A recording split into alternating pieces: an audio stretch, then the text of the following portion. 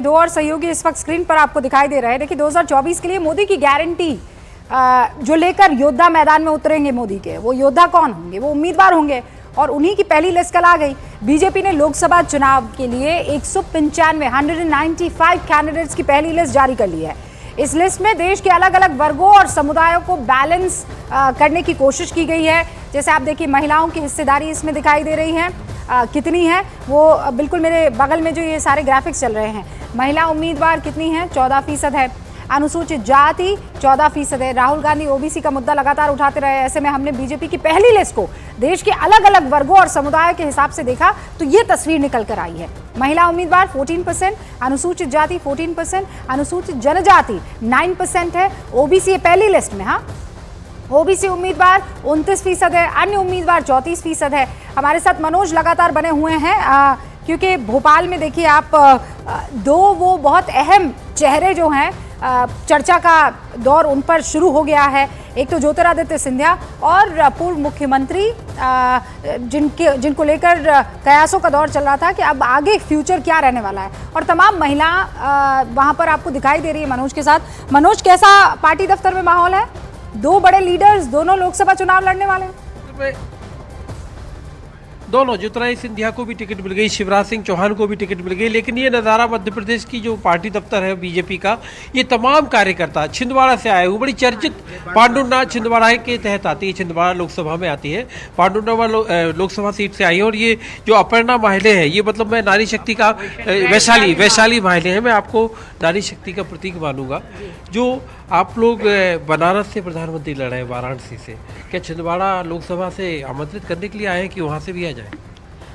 अगर वो आते हैं तो उनका बहुत बहुत हृदय से स्वागत है और आना भी चाहिए, क्योंकि इस बार माहौल ऐसा है कि अब की बार 400 पार होगा।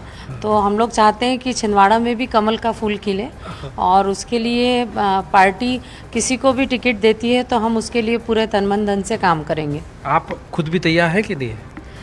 मैं पार्टी के प्रति संवेदनशील हूँ। मेरे लिए चुनाव चिन्ह कमल का फूल होता है। पार्टी जिसको टिकट देगी, मुझे भी देगी तो मैं काम करूँगी। नारा क्या है इस बार की चुनाव में आप लोगों का? क्योंकि अब की बार मोदी सरकार, अब की बार 400 पार, अब की बार 400 पार, फिर एक बार मोदी सरकार, फिर एक बार मोदी सरकार। ये देखिए, ये नज़ारा है, ये माहौल है। अब की बार 400 पार, फिर एक बार मोदी सरकार। तो ये जो टिकट बटी है, इसमें आपको लग रहा है कि नारी शक्ति को बाकायदा रिप्रेजेंटेशन मिला? मिल रहा है, और 33% आरक्षण का जो हमारे यहाँ बिल पास हुआ है वो हमको देखने को भी मिल रहा है। मोदी जी के नेतृत्व में हमारे पूरे देश में महिला सशक्तिकरण पे इतना बढ़िया काम हुआ है, सामाजिक, आर्थिक और अब राजनीतिक। नहीं, वो बैलेंस तो साफ तौर पर नजर आ रहा है। लेकिन मनोज, आप ये कह सकते हैं कि ये जो 28 महिला 195 की जो लिस्ट है उसमें जारी हुई, अगर उसका आप गुणा भाग करेंगे ना तो परसेंटेज निकल कर आता है 13 to 14%, which is way less than 33% अगर आप पहला चंक ही देख ले तो। लेकिन बीजेपी ने किस आधार पर उम्मीदवारों का नाम तय किया और किन वजहों से मौजूदा सांसदों का टिकट जो कटा हुआ है वो भी तो आपको जानना चाहिए। देखिए, जीतने की क्षमता वो बहुत महत्वपूर्ण है। आज ये जो 195 सीटें ना, इनमें से 155 सीटें 2019 में जीती गई। उम्मीदवार इसीलिए तय हुए हैं क्योंकि जिताऊ उम्मीदवार है, जमीन से जुड़े नेताओं को टिकट मिला है, जिनका दबदबा है उन तमाम वोटर्स के बीच में, उनका काम करते हैं, उनके सुख दुख में हिस्सेदारी उनकी रखते हैं, इसीलिए उनका नाम तय किया है। पहली लिस्ट में 34 मंत्रियों को टिकट मिला है। उनमें से वो भी हैं जो राज्यसभा से नॉमिनेटेड थे और अब उनको किस्मत आजमानी है। जैसे राजीव चंद्रशेखर केरल से अपनी किस्मत आजमाएंगे। ऐसे बहुत से और लीडर्स हैं जो राज्यसभा से जाते थे, राज्यसभा से को रिप्रेजेंट करते हुए अपना काम निभाते थे कैबिनेट मिनिस्टर का, लेकिन अब उनको मैदान में उतरना पड़ेगा। 370 के लक्ष्य को ध्यान में रखकर कार्यकर्ताओं के फीडबैक को लेकर ये लिस्ट तैयार की गई है। सर्वे रिपोर्ट को भी ध्यान में रखा गया है और खराब रिपोर्ट वाले जो हैं उनके टिकट्स काट दिए गए हैं। 2019 में हारी सीटों पर बहुत ज़्यादा फोकस किया गया है, और जो विवादित चेहरे थे जैसे बिधूड़ी है, प्रज्ञा ठाकुर है, प्रवेश वर्मा है, साहिब सिंह वर्मा के बेटे, इन सब के टिकट इसलिए कटे हैं क्योंकि माइनॉरिटीज़ को लेकर या स्पेसिफिकली मुसलमानों को लेकर इन्होंने जिस तरीके के बयानात दिए थे, उससे पार्टी ने क्लियर मैसेज दे दिया है।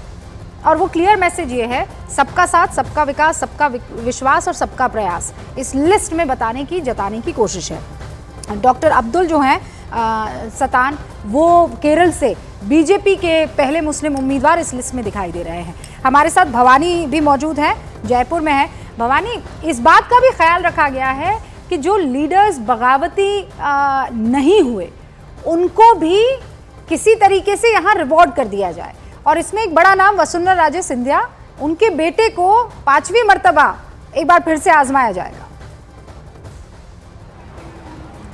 देखिए, बिल्कुल इस पूरी लिस्ट के अंदर देखा जाए तो दो तरीके के संदेश थे। एक, जिन्होंने रिवोल्ट नहीं किया या पार्टी का साथ दिया या पार्टी के लिए काम किया, उनको ज़रूर रिवॉर्ड किया गया। जो दुष्यंत सिंह है, वसुंधरा राजे, क्योंकि जिस वक्त आप सब पार्टी को ज़रूरत थी साथ में खड़ी रही, तो दुष्यंत सिंह को टिकट मिल गया, चौथी बार, 5वीं बार है।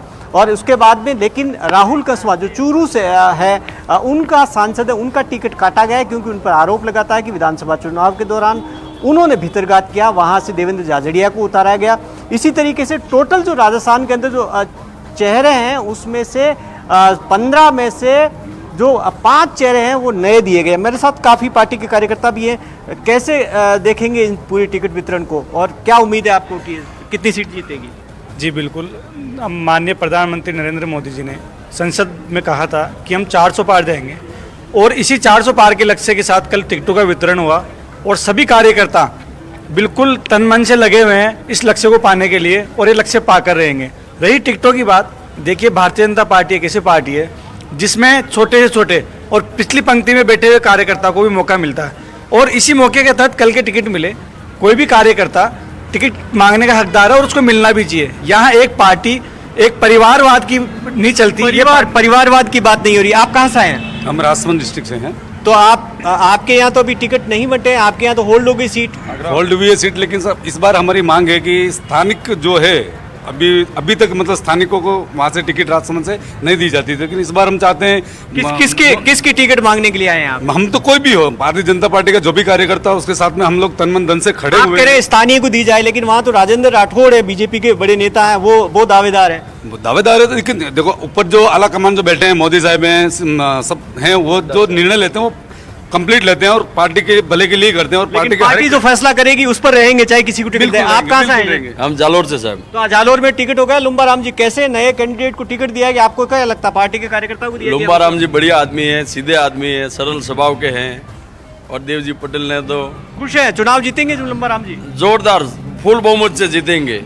अच्छा, ये बताओ कि कितनी सीटें जीतेंगे? सब लोग एक साथ बोलो। 25 में से 25 सीटें, और वोटिंग 25 में से 25 तो जीतेंगे, लेकिन वोटिंग परसेंटेज भी देश में 400 के पार होगा। 400 पार। राजस्थान में 25 में से 25।